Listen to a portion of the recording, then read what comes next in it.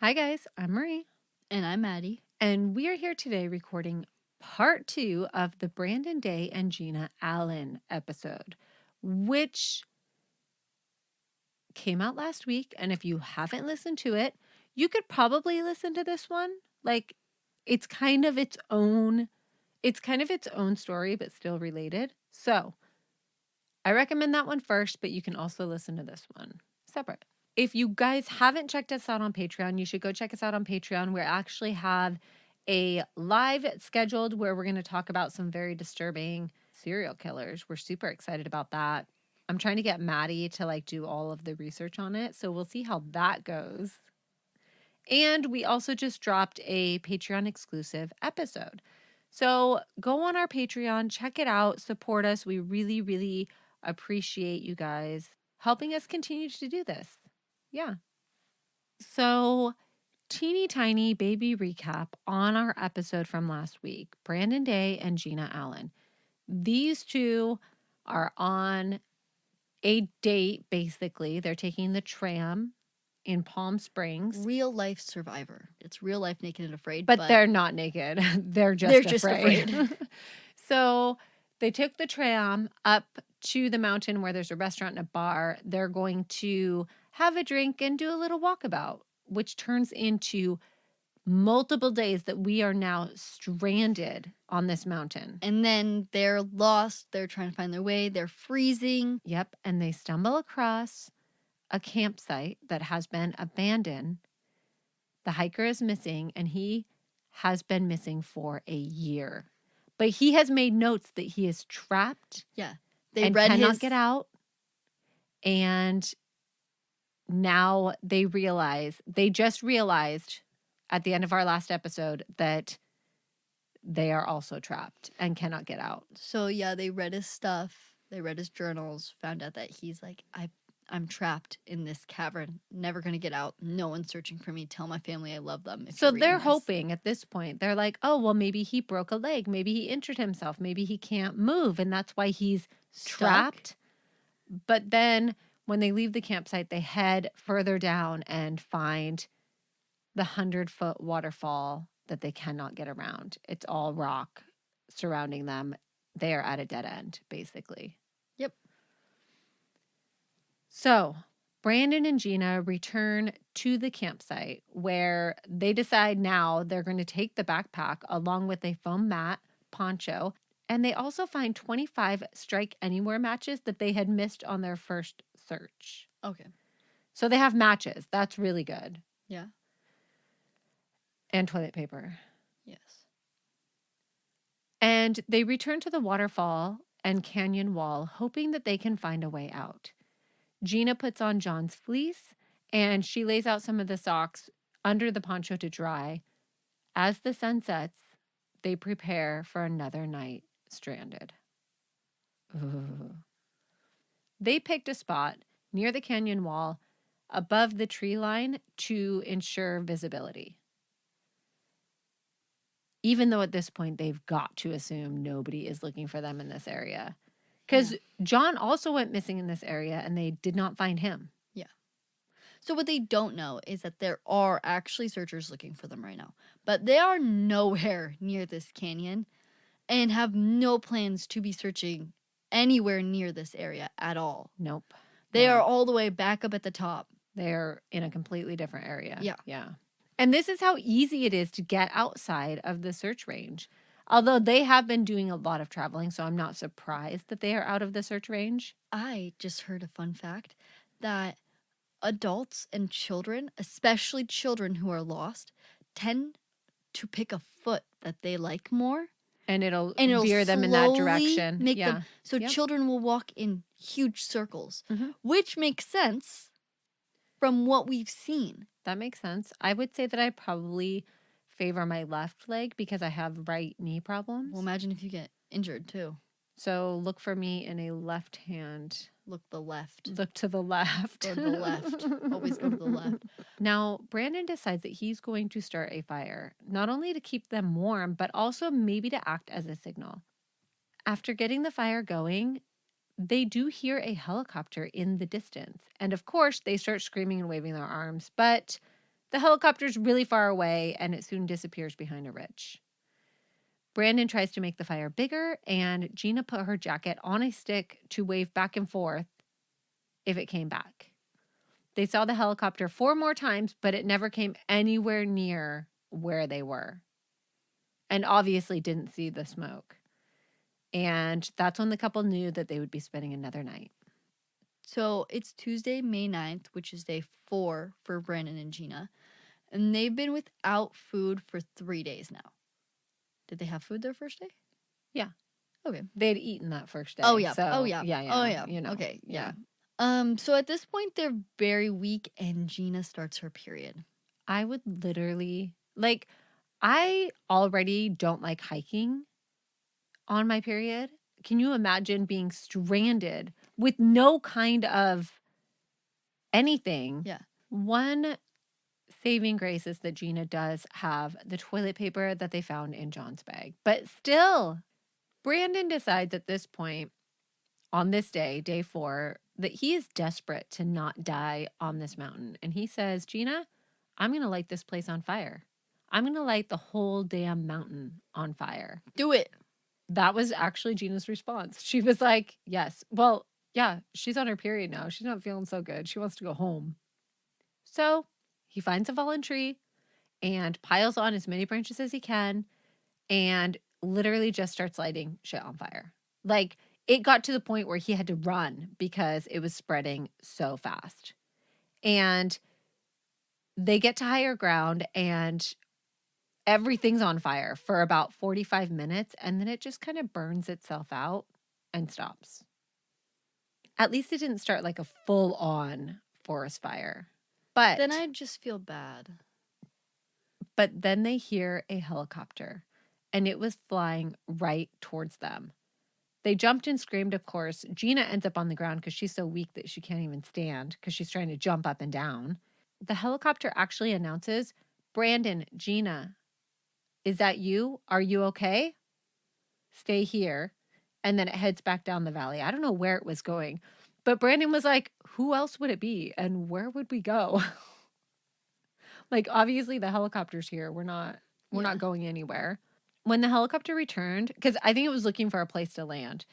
Now, when the helicopter returned, they told them about the campsite of John Donovan and vowed that they wanted to come back and find him, especially since it was his matches that had saved their lives. Because, you guys, the helicopter would not have gone over there if it weren't for the smoke.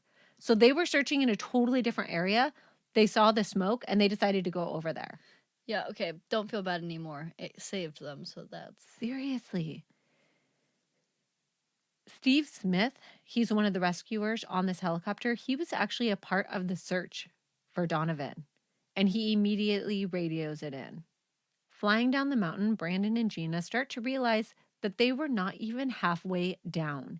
Even if they had been able to make it around the waterfall, they never would have made it.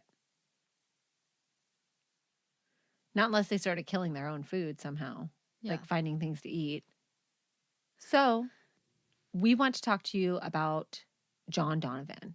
So he was born in Petersburg to working class parents, but his father abandoned the family after his birth, and his mother would die before his 10th birthday, after which he would spend time in an orphanage. He had no family that was close, and it was reported that his next of kin never had even met John.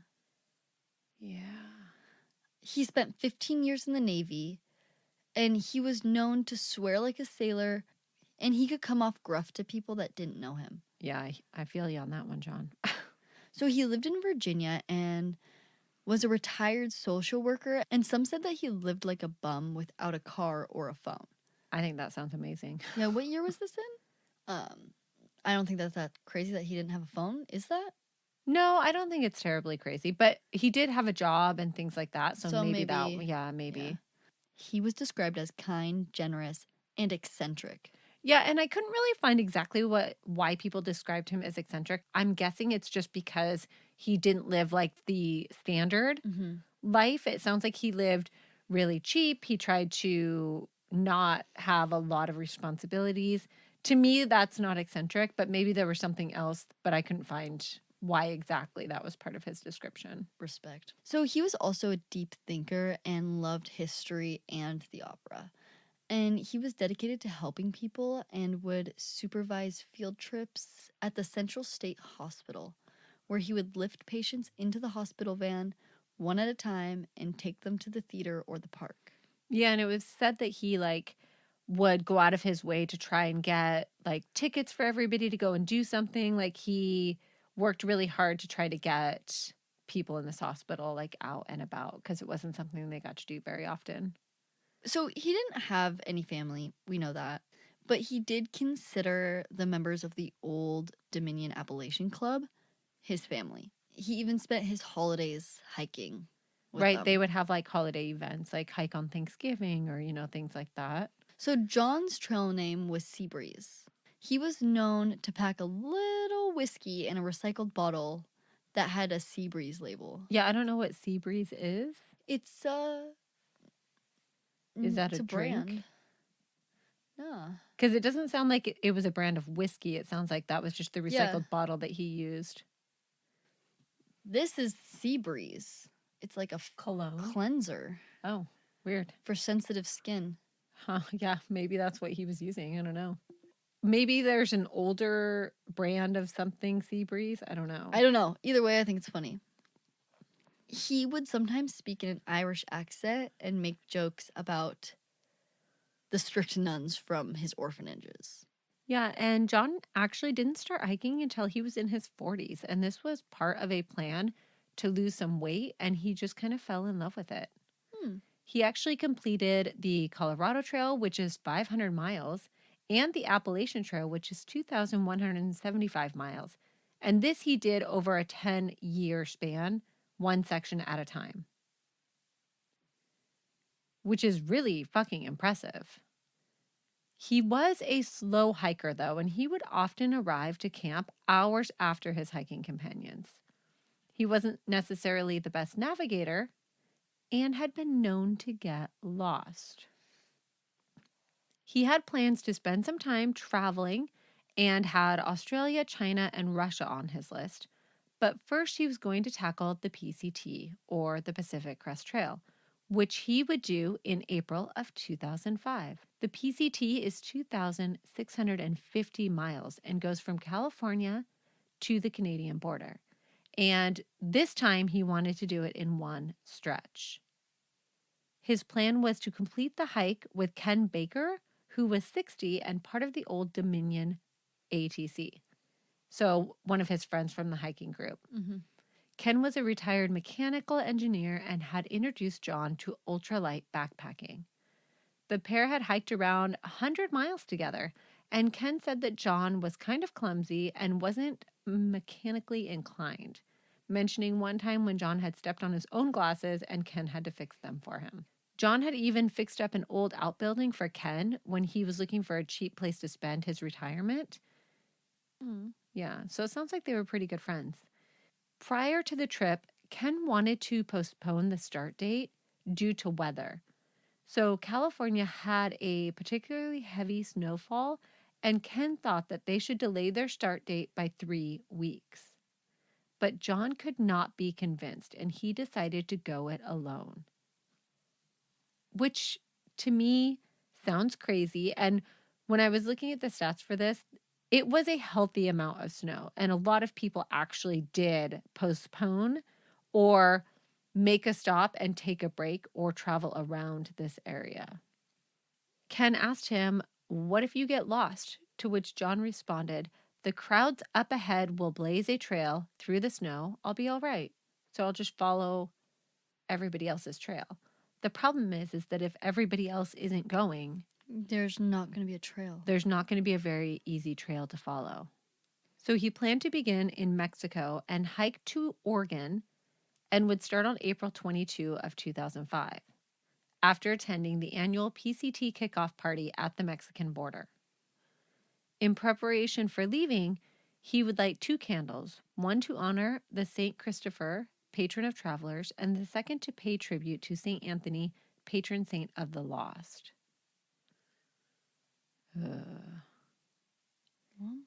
It didn't work. He had left home on the 19th, the day that he retired, after a work party at 12:30 to send him off. So he literally retired the day he left. And he had planned this hike for over a year, and he had actually typed out a 6-page itinerary on a manual typewriter. So these are all those papers that we find in his belongings. He encouraged his friends to send him gifts that didn't need to be carried past the post office because he wanted to stay light, and he said, "I'm just too old and lighter is better." So, like, send me a treat or a note or something like that. Like, don't send me gear or anything that I have to carry. So he was last seen on May 3rd, and he was about 178 miles into his hike. Oh, so that's like 13 miles a day. That's not bad. That's pretty good, actually. That's not bad at all. And he's near a place when he's last seen called Saddle Junction. And this is where the northbound Pacific Crest is crossed by the Devil's Slide Trail. So this is about 30 miles south of Palm Springs and 50 miles southeast of Los Angeles. The start of John's hike goes like this. So he headed north with a man named Lynn Padgett, who was a friend of his, and he was 48 with a bushy red beard.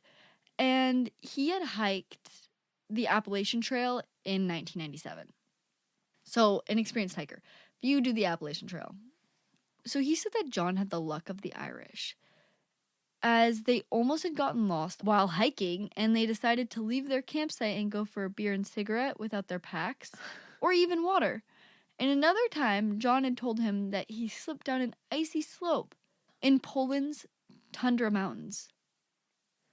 Yeah, so the little run that they decided to go for beer and cigarettes, like they got like 4 miles, I think, down towards the car and abandoned the idea and decided to go back because it was cold, and I think they Dark. realized that was probably a bad idea.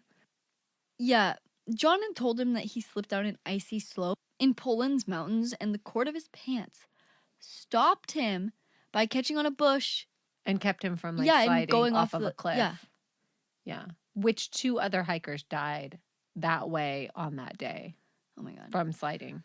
So John proclaimed that his pants were lucky and that he was wearing them on this hike. So those are his lucky pants. They've saved his life once, they'll save his life again. So now the two are setting up camp in the Mojave when John realizes that he forgot his lucky pants in the hotel, where he'd stayed that night, and he was struggling to set up camp and proclaimed that the wind was fighting him and that he didn't have his lucky pants. Yeah. 2 days later, they arrived in Warner Springs, and here Lynn would pull out because his feet were so swollen and he was just struggling. Right. John, on the other hand, was in high spirits as the hotel owner had sent him his lucky pants, so he decided to push on. Yeah. So now John would be On his own. Yep. On May 2, he would begin climbing Mount San Jacinto, where there would be snow 3 feet high and a heavy storm was predicted. Now, this mountain stands at about 8,725 feet, which I think we talked about in the last episode. A lot of hikers would choose to wait out the storm in Idlewild, about 2.4 miles from the Saddle Junction. On May 3rd, though, around noon, 3 hikers would encounter John, and they would warn him about a storm coming, but he seemed determined to continue up Fuller Ridge. One hiker had told John that he needed to buy an ice axe to hike Fuller Ridge, but John dismissed this advice. And I actually probably would skip on the ice axe as well, especially if I was hiking the PCT, because that's a lot of weight to carry. I don't think I've ever seen anybody hiking the PCT carrying an ice axe. Yeah, because people will wait out and won't hike. Yeah, they'll wait out the storm or whatever, yeah. And there is snow, but like the 40 mile, 30 mile, the backpacking trip that I recently did, we had maybe like 3 miles of snow, and it was pretty extreme. It was like up this ice glacier, And I probably should have had crampons and all of that, but I was like, I'm not going to carry that weight for this entire trip. Like, I'll just struggle up this section and be fine.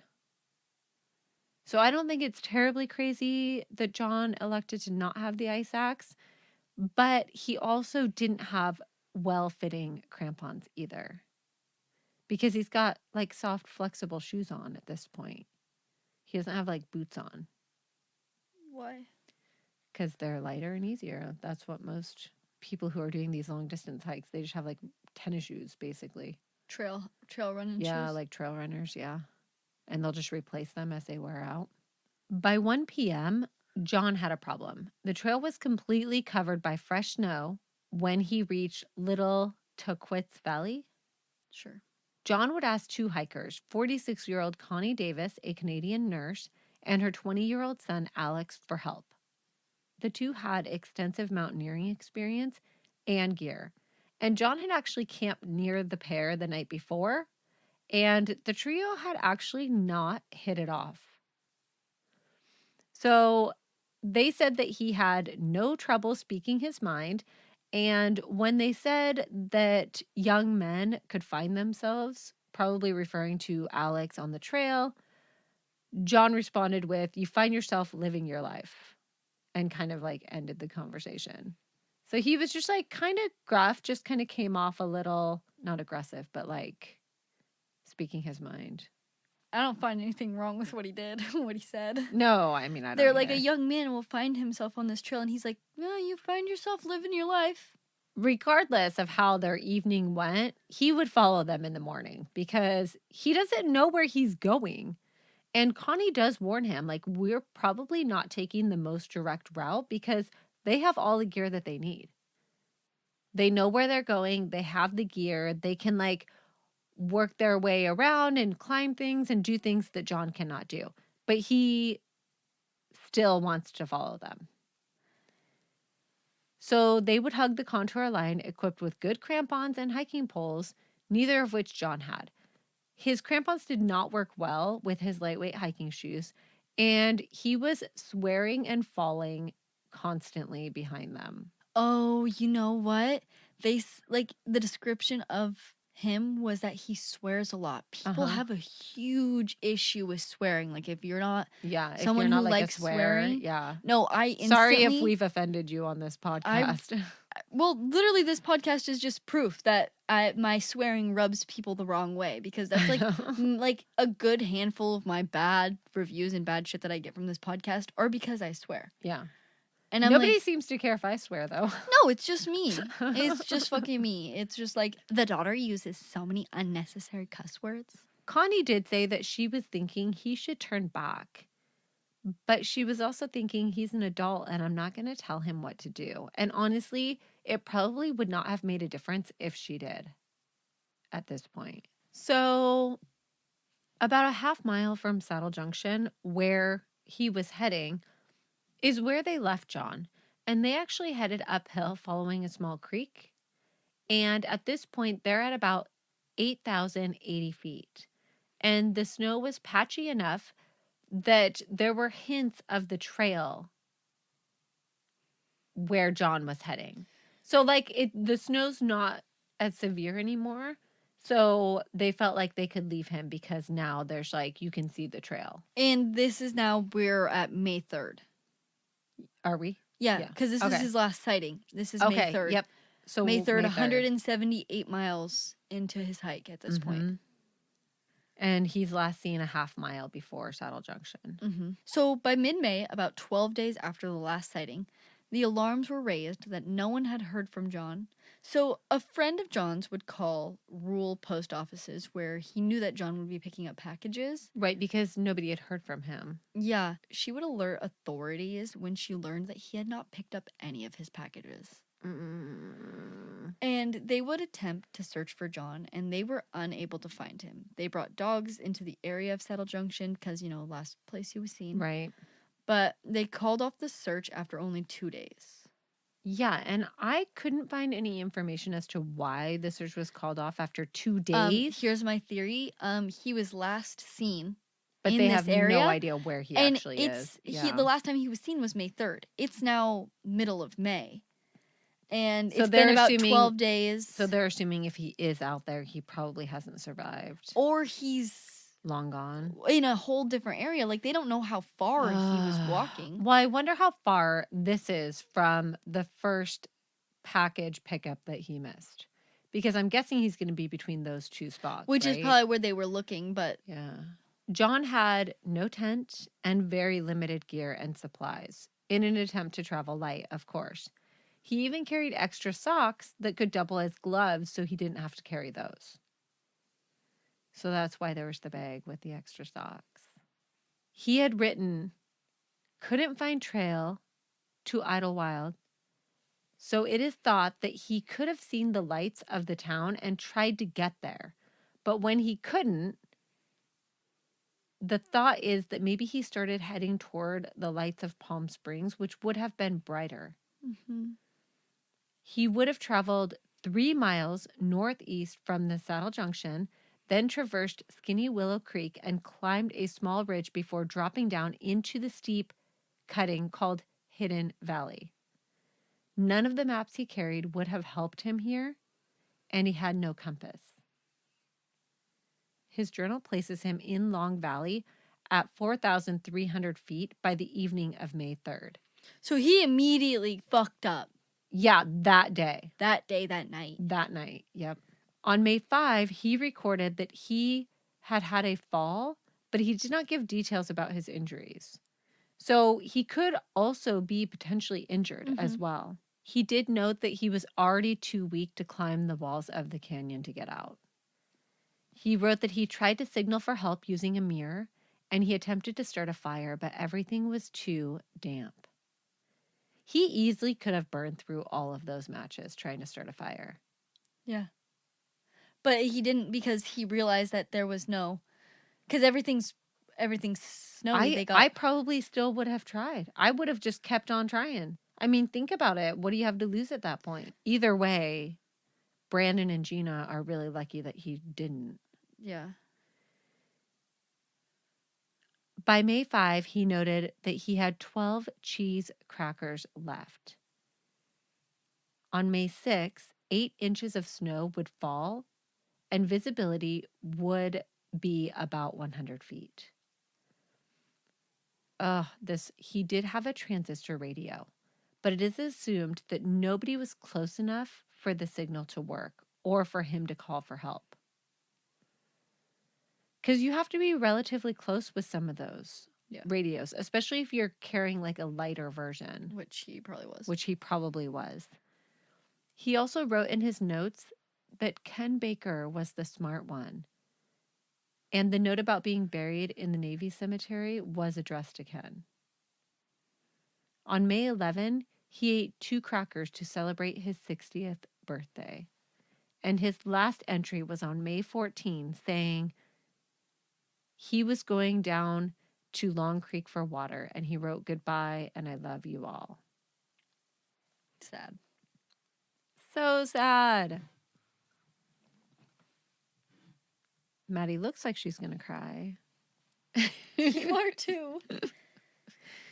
It's so sad. So 1 year later, the rescue of Gina and Brandon would finally bring searchers back out to look for John. The RMRU and Riverside Sheriff's Office would start the search at John's campsite on June 4.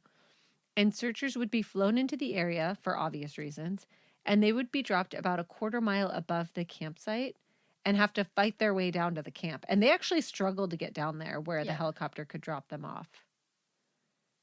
I'm done. They just fell out of my eyes now. Because you were trying to hold them back? It was just my eyes filling up. Yeah. Oh, it's just so sad. It only took them 15 minutes to find John's body. Brandon and Gina are lucky that they didn't find it. Yeah. He was only 50 yards downstream from the camp near a 20-foot waterfall. He was wrapped in his tarp and he was straddling a fallen branch across the stream. So the thought is maybe he fell into the water when he came down, or he could have jumped. Maybe the note was a suicide note. Maybe he was, That's what it sounds like to I me. mean, yeah. Either way, he ended up in the water and ended up like trapped against this log. One of the searchers said that he initially thought that Brandon and Gina were stupid for getting lost until he was out there. And he said that it was one of the most strenuous rescues that they had ever participated in. But I love that he admitted that he thought they were stupid for getting lost Yeah. until he was out there. And then he's like, oh shit, this is intense. Yeah. He also confirmed that without the signal fire, there is no way that they would have found Brandon and Gina. They had no intention of searching that area. Yeah. No, why would they? Yeah. Brandon and Gina did become inseparable after their rescue. She would say, we have such a deep bond now. I trust Brandon with my life. And Brandon would say, I feel like I've looked into Gina's core inner being and found that she has a lot to offer and we trust each other. After 2 years, though, the bond would not be strong enough to keep them together. I imagine that the intense emotions that you feel going through something like that would for sure like instantly bond you to somebody. It's trauma. Yeah. Trauma bonding, though. Trauma bonding. It's never. It doesn't last. Yeah, for sure. So on July 11th, John would be laid to rest in Amelia County at the Veterans Cemetery. The minister would read Psalm 23. He leads me beside quiet waters. He restores my soul. Bagpipes would also play Amazing Grace, and a flag would be presented to Ken Baker. So he's buried with full honors too, which I love.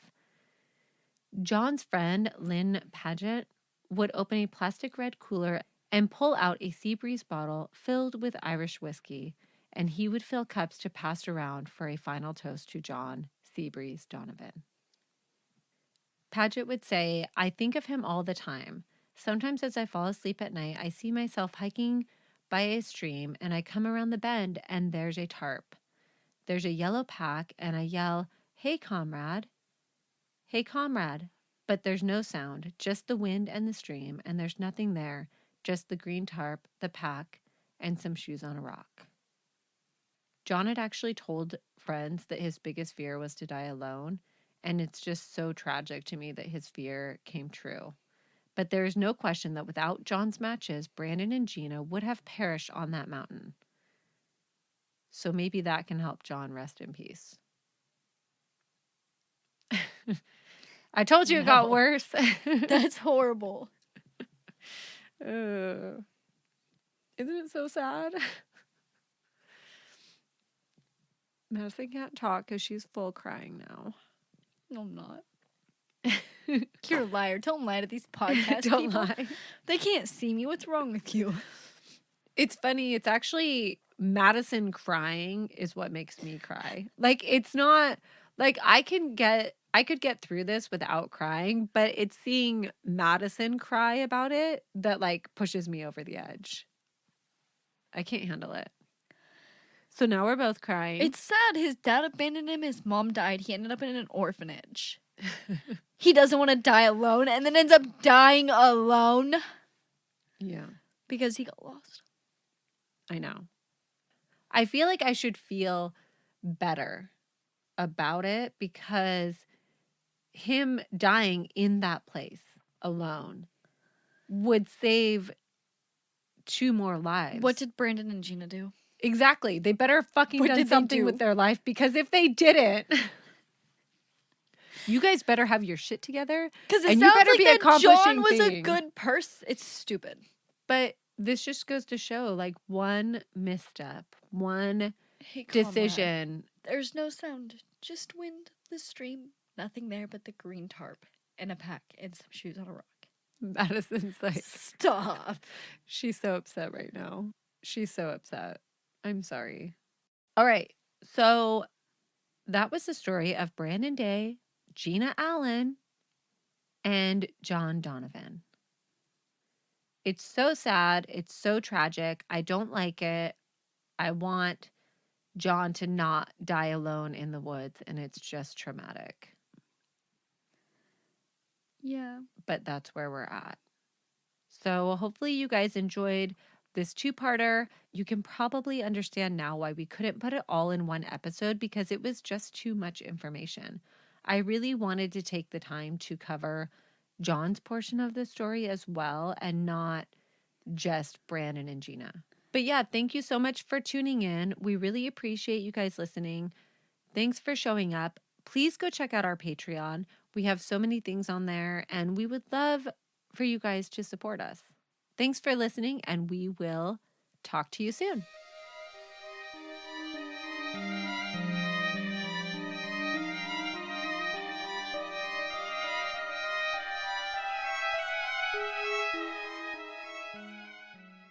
So, Mom, Yeah. have you heard that there's like a glitter shortage?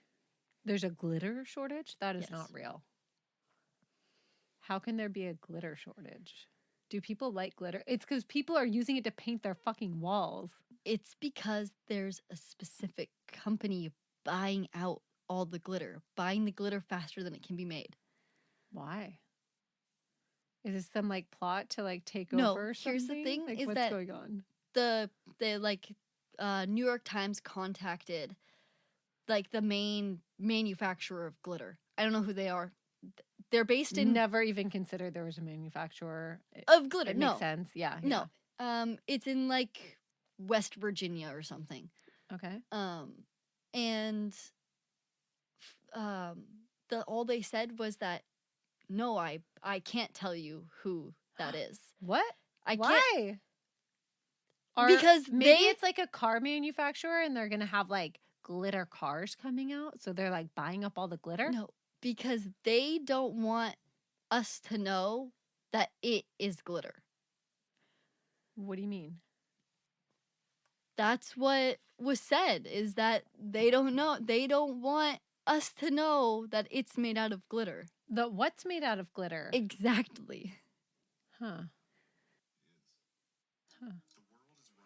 Interesting. So there's like a whole bunch of conspiracies, obviously, on okay, what I would like is to know what glitter. everybody's glitter conspiracy is. And it can't be something obvious. Like a lot of people are saying boat paint and paint, but that's obvious that could be glitter. yeah, that Like, would have glitter in it. that, yeah, like, absolutely. toy companies, no, because that would make sense that there's glitter. Like it has to be But something large amounts of glitter that are making us literally run out of glitter. to the point where we can't Huh. produce enough glitter fast enough to make up for what's Huh. being sold. Do you have any theories? No. Huh. No. Okay. The It's t- probably being put in I our do food like or the something. toothpaste one. Toothpaste definitely has like some glitter sheen to it. All toothpaste does, really. Yeah. I like so that maybe it's one, like but Colgate or something, that like one of the seems bigger a little companies. too obvious That does to too to though. me as well. But yeah. that would be gross if our toothpaste was literally just made out of glitter. That would be fucking. Well, it's not just glitter, but yeah, if it has glitter in it. What- I don't know. They're saying, I mean, they've been like genetically altering our fruit forever to make it a more appealing color. I mean, make bananas more yellow, make apples more red. Bananas are a whole different I topic. don't even Don't wanna even talk get about me bananas. started on bananas. I literally eat a banana a day at least. I don't want to talk about it. Okay, so glitter theories. Let us know what you guys think. At some point, we're going to get around to recording today, but in the meantime, we're talking about glitter. So, you know. Well, there was a TikTok on like some kind of missing person or something that I miss all the good news by not being on TikTok. Yeah, you do. You miss us. You miss so much you don't even understand. One of the girls in Naked and Afraid started her period during her survival 21 days. Oh god. And she had like really bad cramps, so she was like dying. She was like in a lot of pain. And she was like, the last time I felt like this, I had to go to the hospital for my cramps. Like she passed out and like hit her head at work. Maybe and you shit. don't belong on Naked and Afraid. Actually, she was one of the more capable people. Oh no. Well, here's the thing. She was way more capable than her partner was. Yeah, 21 days, you have to assume that you're going to spend some time on your period out there. Also, what people don't understand in Naked and Afraid is that it's 21 days. You're gonna have some shit days in there where you are in pain or and not feeling well. Yeah, oh yeah, for sure. And especially when you're malnutrition, you're drinking contaminated water potentially. Yeah. Yeah, well, because everybody always at least once gets sick. both people do on Yeah. that trip or don't feel well. And then it always causes a fight with their partner. But then it's like, but the other partner was just laying for 2 days a couple days ago. yeah. Like, why are you complaining now? Okay. I'm going to go ahead and put a little warning right here. There may or may not be some talk about some feminine things that not everybody wants to hear about that's coming up right now, because I'm going to leave this at the end, but not everybody's going to want to hear what I had to say. So you can... And if you can tell from Maddie still laughing uncontrollably and slightly crying, you might want to hear it, but you also might not. So fair warning. If you're easily made uncomfortable by conversations, maybe stop here. now she's on her period. Yeah. And I don't know about anybody else, but I'm in extreme pain. Yeah. The whole time. Madison's pretty useless when she's on her period. I'm pretty useless. I have like... I will keep going through the pain and through the tiredness, but my cramps make me nauseous because I'm only so nauseous much on pain. like the first day. And Yeah, then no, I I'm feel like that. nauseous majority of the time. Hopefully you all have enjoyed this section of Maddie and Marie's period talk. All right, I forget moving that on. this is like not we're not normal just conversation. We're not just chit-chatting like in No, I know like period talk. Like I forget that it's not a normal for other people. For other people, like it's not like it's I'll talk to anybody about it. You want to talk about it? Sure, it's normal. Why aren't we talking about it? This is totally normal for me. Stay tuned for the episode that's going to come out that is just Maddie's period. Day Actually, one. we could do it a whole segment. Day one. Maddie's curled up in a ball, moaning the entire episode. Like Tina Belcher. It hurts. Day two. Maddie's still curled up in a ball, but she is able to speak now. Has thrown up twice. She has thrown up twice and can't stop shitting herself. Day three. Maddie probably has a UTI from shitting herself. I actually always get UTIs. But the good when I'm news on my is period. she's been able to shower now. Day I four. I can stand up now. I'm no longer curled into a ball. Day 4. Madison hasn't eaten for 4 days and has been shitting herself and throwing up, so she is extremely malnutrition and is running into the wall and getting lightheaded every time she stands up. Day 5. Maddie's period should be done, but it's fucking not. And she's back to curled up in a ball with a heat pad and has been sobbing uncontrollably for 3 hours. This is sounding actually honestly pretty realistic. Wait. This is pretty Day close. 6. Maddie's period ends. But stay tuned for day 7 when it comes back for some strange reason. And then continues for 3 more days. Also, day 7, Madison started shitting herself again. I can't. But the smoke is so bad. I couldn't go hiking right now. I know. They canceled the memorial hike. Oh, that's crazy. The memorial hike for Rachel Lakaduck was supposed to be today, and it got canceled. Crazy. I know. So, I don't know about the rest of you, but the Pacific Northwest and Montana and Idaho, and we're all on fire over here. Oh yeah. Our air quality is total shit. You guys can't see it's that like far. when you get up in the morning and there's like really bad fog. It looks like that, but it's like all smoke day. all day. It's apocalyptic. It looks like the world is ending. Like you're driving to the store and there's like little bits of ash falling. It's like it feels. And it's been for so long now. We've been on fire. Well, because we haven't had months. rain in so long. We've been on fire since summer. We've been on fire since like crazy. August. Yeah, it's crazy. Since whenever the last time we said we were on fire, the first time we were like, it's on fire over here, Mm-hmm. it's basically been on fire since then. Yeah.